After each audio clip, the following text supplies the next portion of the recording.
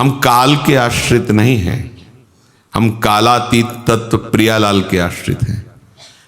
ये बैठालना होगा।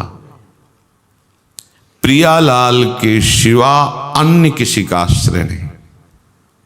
सब चल रहा है, सब प्रियालाल का है। देखो अब क्या होता है कि जैसे अपने लोग हैं तो स्पष्ट सब प्रभु दर्शाते हैं। जैसे आप लोग हैं तो आपने अहम जनित क्रियाएं करके जो उपार्जन किया है तो इसमें बहुत बुद्धि लगानी पड़ रही कि है तो सब प्रियालाल का, पर अंदर अंदर बैठा वो कमाया तो हमने, मेहनत तो हमने की, रात दिन तो मेहनत हम किए। क्या जाने बाबा जी हैं कितनी मेहनत करके हमने मकान बनाया, कितनी पढ़ाई लिखाई करके हम इंजीनियर बने या अमुक पद पे कैसी कैसी समस्याओं से मैं लड़ा। उसको बहुत कठिन पड़ता है बात लाना। भगवत कृपा से अपने लोग जैसे वृंदावन जब आए किसी से परिचय नहीं, किसी हम जानते भी नहीं थे क्या है वृंदावन।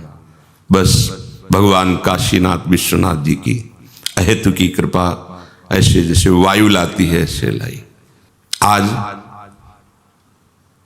हमें वो याद है दिन, वो परिस्थिति याद है, वो अवस्था याद है। तो ये किसका है? हम काशी से ढो के लाए थे क्या? कुछ नहीं। तो आपको हो गया आप बाबा जी हो तो ऐसा। तो आप जब जन्म लिए थे तो सब ढो के लाए क्या पीछे से? कुछ यही तो मिला ना। तो क्यों नहीं मान लेते प्रियालाल का है? आपको जहां जन्म दिया प्रियालाल ने, जो सामग्री जी, जो रिश्ते नातेदार दिए, संबंधी दिए, प्रियालाल ने दिए ना। भाई यही तो मानना है। क्योंकि ना हमने कोई चेष्टा की है, कोई चेष्टा नहीं, कोई प्रयास नहीं, बिल्कुल 100 में 100% कोई प्रयास नहीं। ये कि भाई 90% श्री जी ने किया, 10% हमने प्रयास किया, बिल्कुल नहीं। पर आपको लग रहा है कि मैंने, तो आपको विवेक, शारीरिक शक्ति, शरीर संबंध, शरीर सेवा की सामग्री ये पहले से प्रभु ने दी। आप नहीं जानते आपका जन्म कहां होना है, आप नहीं जानते आपको क्या क्या संपत्ति मिलनी है, आप नहीं जानते आपके कौन कौन स्नेह संबंधी, वो सब जानते हैं। जैसे आप हमारे स्नेह संबंधी हैं, हमें नहीं पता था, पर श्री जी ने किया ना। आप सगे हैं, हमारे घर के हैं और हमारे हृदय के हैं। क्योंकि हमारे हृदयाराध्य प्रभु के आप शरणागत हैं, तो आप हमें हमारे प्रभु के समान प्यारे हैं। सुने प्रपन्न जे भये, अभद्र सर्व के गए, तिन्हें मिले प्रसन्न होए, न जाति भेद मानिए, सुभाग लाग पाई हो, प्रशंस कंठ लाई हो, सिराय नयन देख के अभेद बुद्धि आनिए। अभेद बुद्धि हमारे प्रभु स्वरूप हो। ऐसे ही तुम गृहस्थी में क्यों नहीं मान लेते कि आपको जो भी परिवार मिला प्रभु के द्वारा दिया हुआ है, उसकी सेवा करने की जो सामग्री मिली वो प्रभु के द्वारा दी हुई। आप में जो शारीरिक बल, बुद्धि बल, वो प्रभु के द्वारा दिया। आप महात्मा हो गए, पर आप अहम के बल से चलते हैं। इसी त्रुटि के कारण आपको बार बार जन्म मरण का दंड भोगना पड़ता है। स्पष्ट देख लो, कहीं आप नहीं हो। अगर आपकी आंखें ना खोलते प्रभु, तो जिनकी नहीं खोलते तो देखा ही नहीं संसार कैसा है। आपको आंख दी है, श्रवण इंद्री दी है, वाक इंद्री दी, उन्होंने ही तो दी है ना। तो तुम्हारी सत्ता क्या है?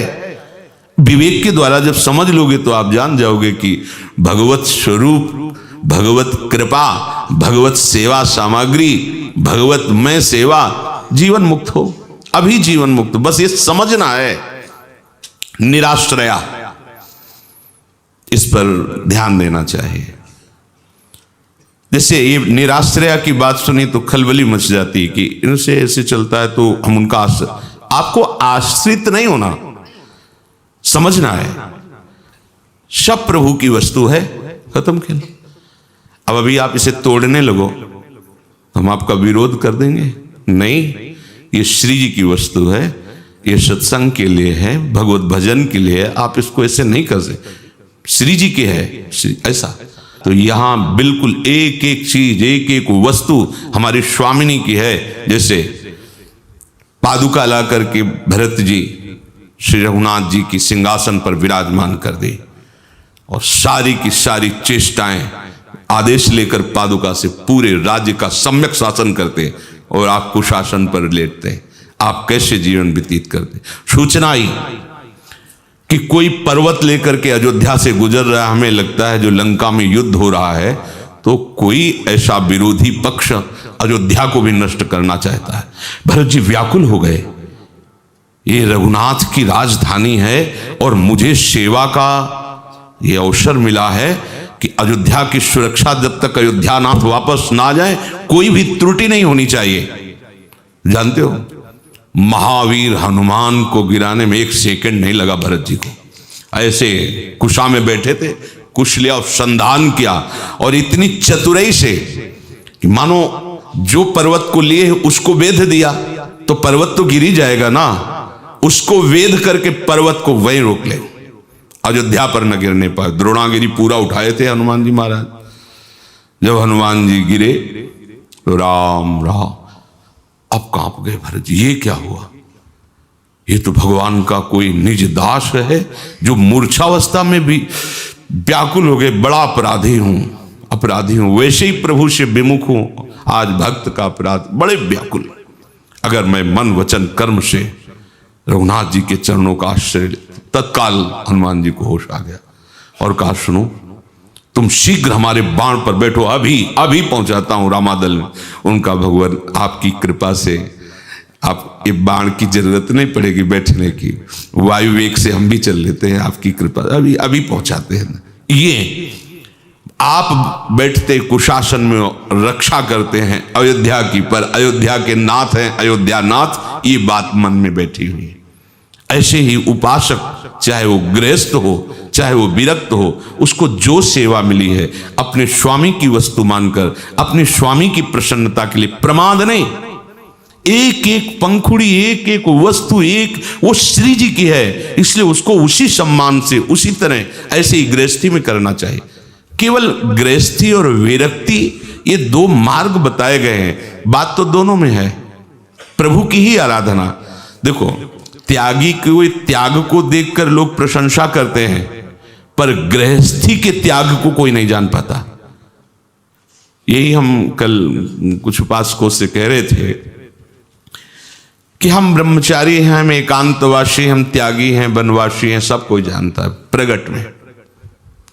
लेकिन वो जो पत्नी के साथ रहता है और ब्रह्मचर्य से रहता है और नमक रोटी खाता, रात दिन भजन करता है, उसको कोई नहीं जानता है।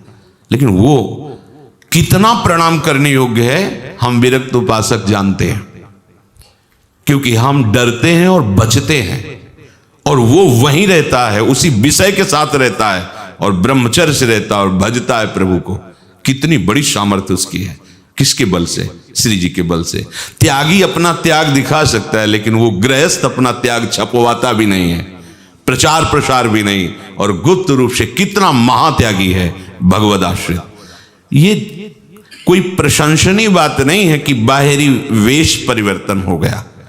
अगर आपका आंतरिक उद्देश्य प्रियालाल है तो चाहे गृहस्थ में हो चाहे विरक्त में हो, दोनों बंधनी हैं। और उद्देश्य संसार है तो चाहे गृहस्थ में हो चाहे विरक्त में हो, दुर्गति दोनों की निश्चित है।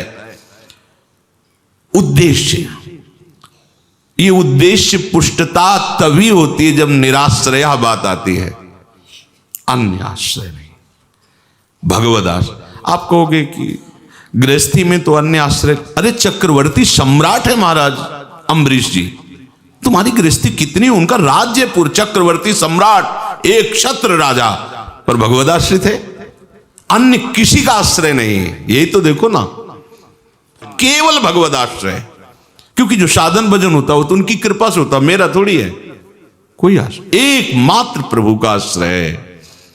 यही हरिराम व्यास जी सारा कर रहे हैं। काहू के बल भजन को, काहू के आचार और व्यास भरोसे, एकमात्र कुंवरी किशोरी का भरोसा आश्रय।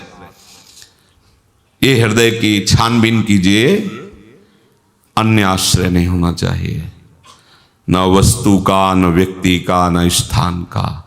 मुक्त होने के लिए तुम्हारा सब कुछ, तुम्हारा पूरी सृष्टि तुम्हारी, क्योंकि जिनका सब वैभव वो तुम्हारे, तो अपने पिता की संपत्ति का अधिकारी जैसे पुत्र होता है, ऐसे समस्त भागवतिक वैभव का अधिकारी भगवान का दास होता है। भागवत में लिखा हुआ है, प्रतिक्षण कृपा मनाता रहता है, आए हुए दुख सुख को सह लेता है, निरंतर प्रभु का भजन करते हुए प्रतिपल प्रभु की शरण में रहता है, वो ऐसे प्रभु के महान वैभव को प्राप्त हो जाता है जैसे पिता की संपत्ति का अधिकारी पुत्र हो जाता है। स्वाभाविक छोटी सी वस्तु, छोटी सी संपत्ति, छोटे से घर, छोटे से परिवार को अपना मान करके, प्रभु को पराया मान करके फिर जो भी व्यवहार करोगे सब बंधने वाला होगा। ये सब कुछ प्रभु का है। देख लो ना, तुम कहां से लाए थे और तुम कहां से आए हो। तुम अपना ही परिचय ढूंढ लो, तुम कौन हो, कहां से आए हो, तुम्हें सब कहां से मिला है, तो उसका एक ही उत्तर मिलेगा, प्रभु। तुम भी प्रभु के अंश हो, तुम्हें जो भी मिला है प्रभु के द्वारा दिया हुआ मिला है। यही बात समझ जाओ, महात्मा बन जाओगे। यही बात समझाने के लिए रोज सत्संग होता है, या जहां भी सत्संग होता है सब संत महात्मा यही बात समझाना चाहते हैं।